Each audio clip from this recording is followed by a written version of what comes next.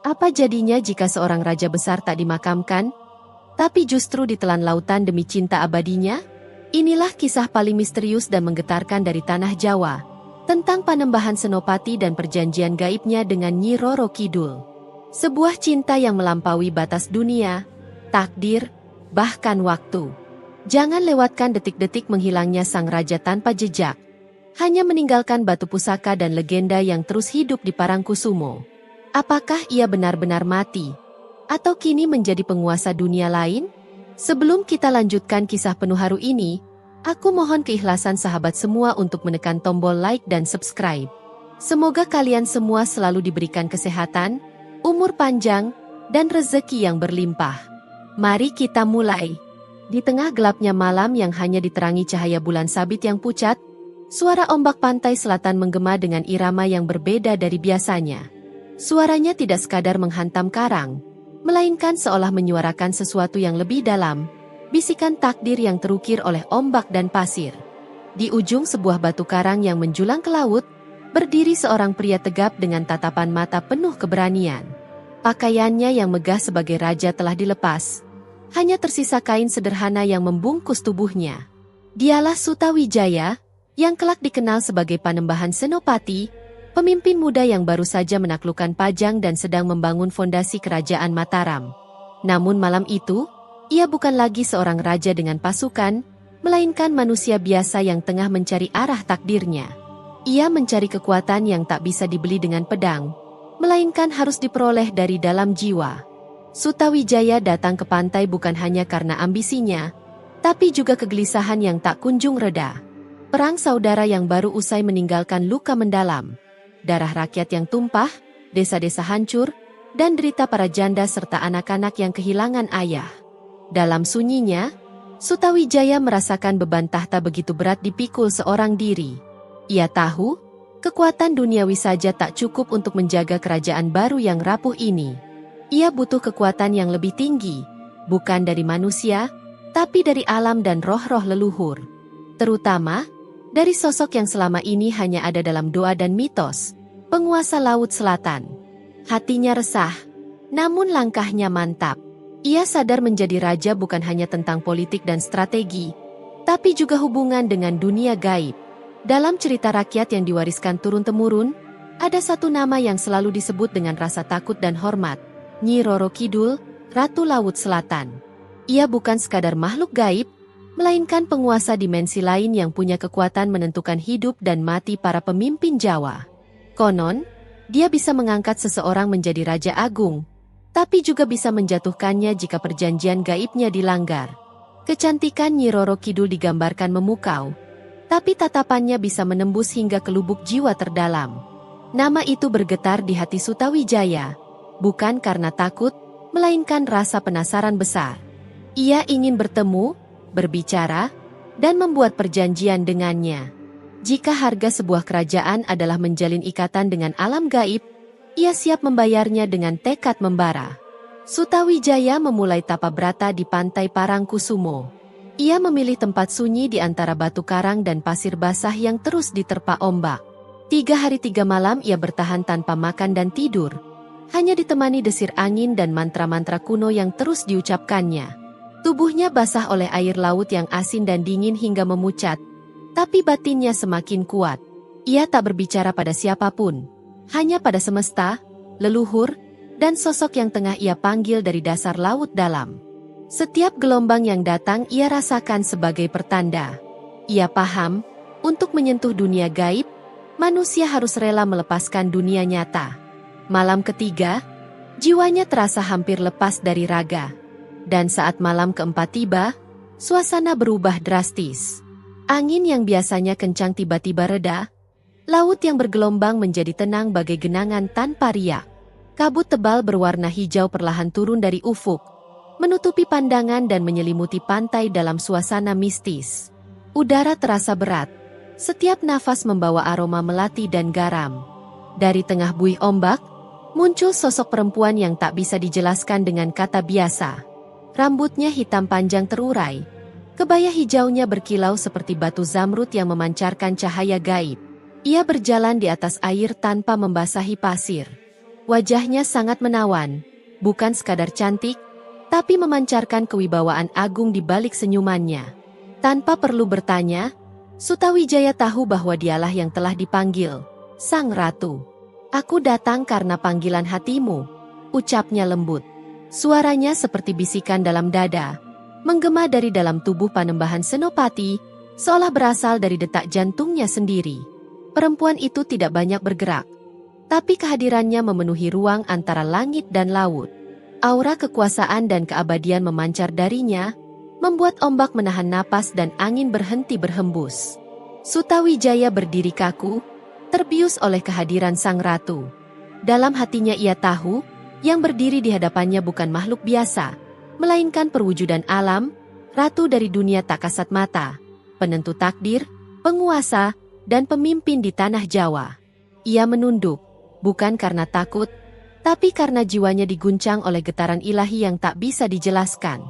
Seorang raja yang telah menaklukkan musuh dan mendirikan kerajaan kini merasa seperti anak kecil yang berhadapan dengan kekuatan yang melampaui logika manusia.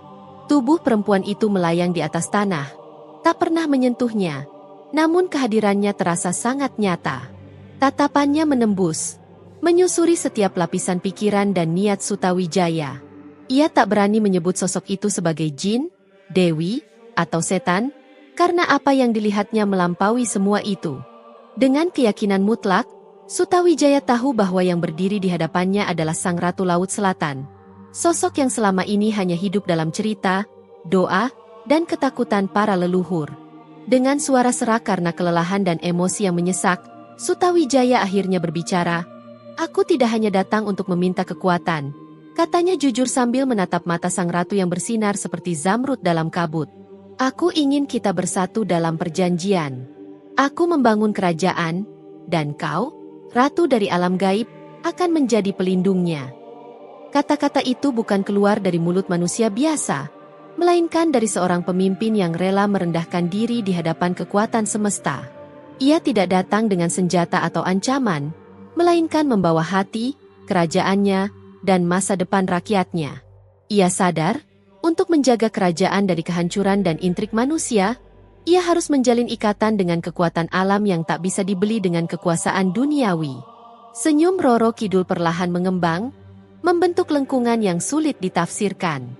Senyum itu menyimpan banyak makna, kebijaksanaan abadi, cinta yang belum selesai, dan kesepian yang tak terucapkan.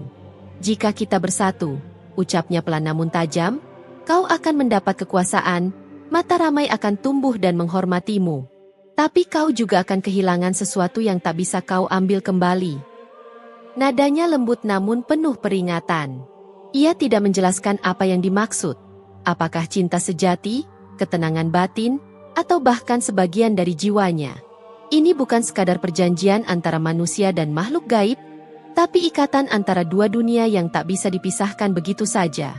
Ada harga untuk segalanya. Dan Sang Ratu ingin memastikan Sang Senopati paham itu. Panembahan Senopati menatap langit lalu memejamkan mata, menarik nafas panjang seolah ingin mengabadikan udara malam itu dalam tubuhnya selamanya. Dengan langkah mantap, ia mendekat dan meraih tangan Sang Ratu. Di tengah malam yang sunyi, disaksikan langit bertabur bintang dan lautan yang membisu. Mereka menyatu, bukan hanya secara fisik, tetapi dalam takdir dan kehendak alam. Perjanjian itu tak tertulis dalam dokumen, tapi tercatat dalam gelombang dan pasir pantai Parangkusumo.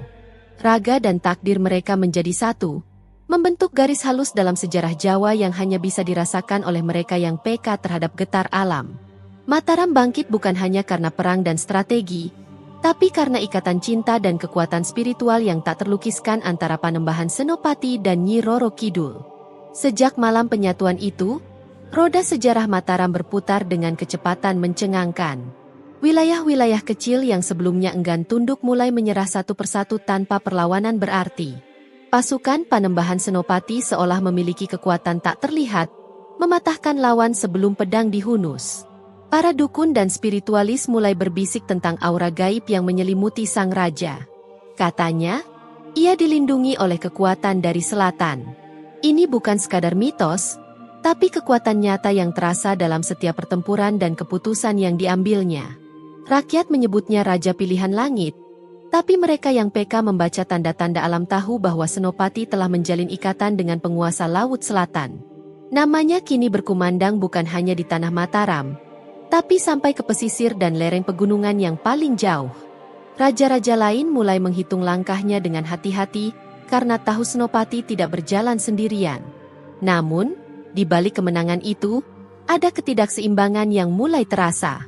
Istri-istri Senopati yang selama ini menjadi peneduh di balik hari-hari penuh strategi dan peperangan, mulai merasakan kekosongan yang tak bisa mereka jelaskan.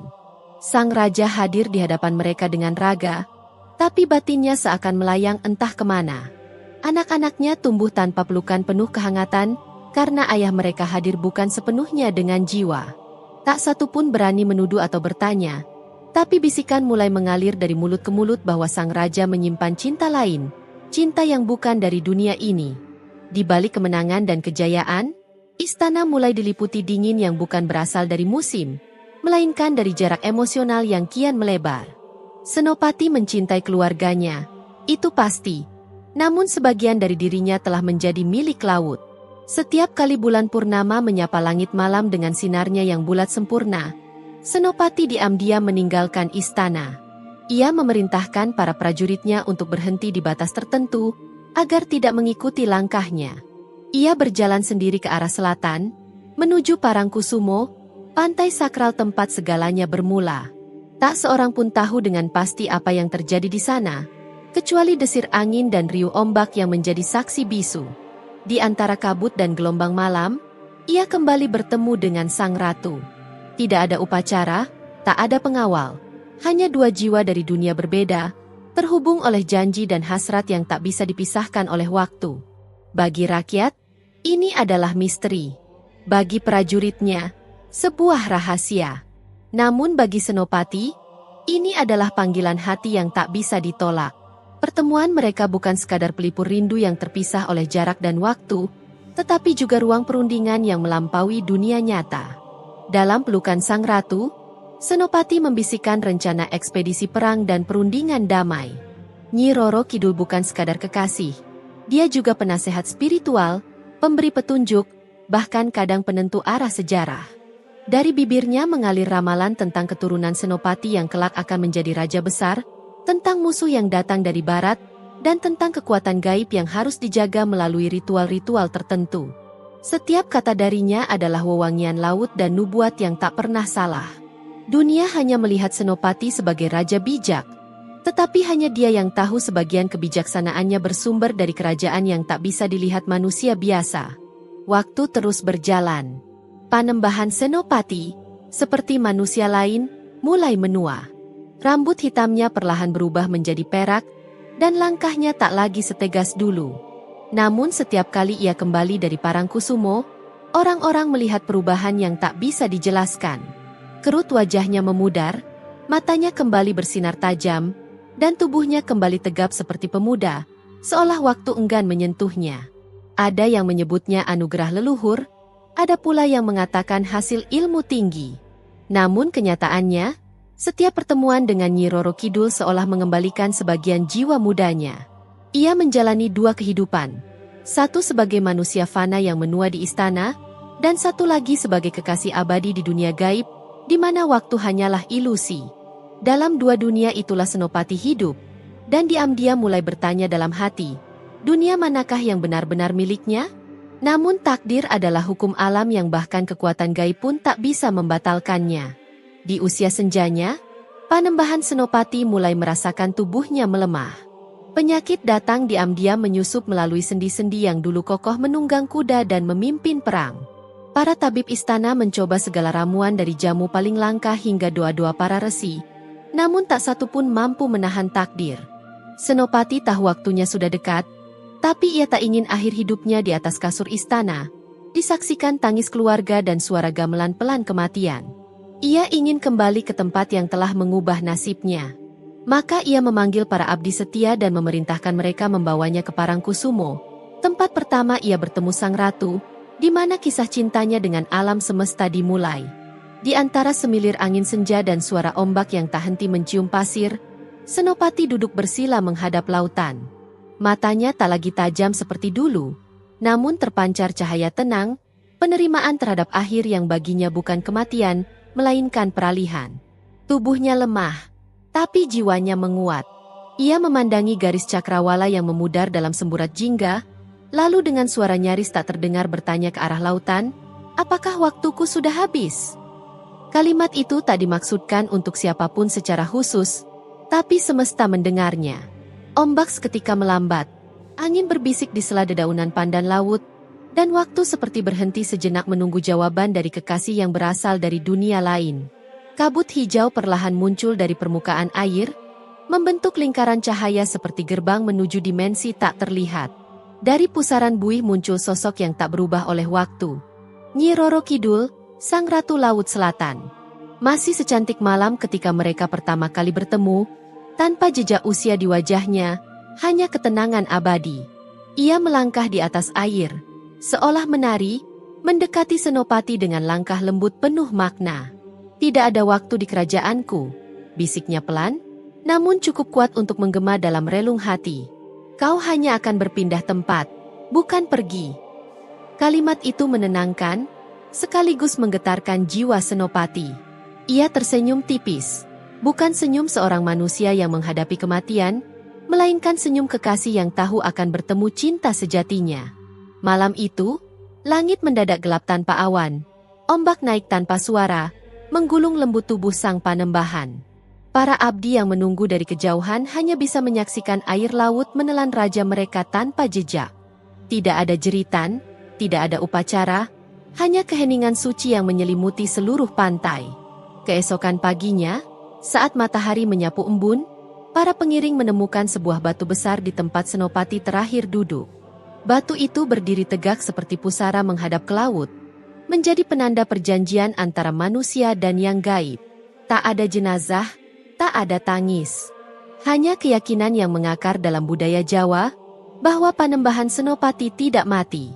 Ia kembali ke pelukan sang ratu, menjadi bagian dunia yang hanya bisa dicapai oleh mereka yang mengerti makna cinta dan pengorbanan. Hingga hari ini, Parangkusumo tetap menjadi tempat sakral, bukan hanya bagi para peziarah dan pemuja, tetapi juga bagi keturunan Mataram, baik dari Kesultanan Yogyakarta maupun Surakarta.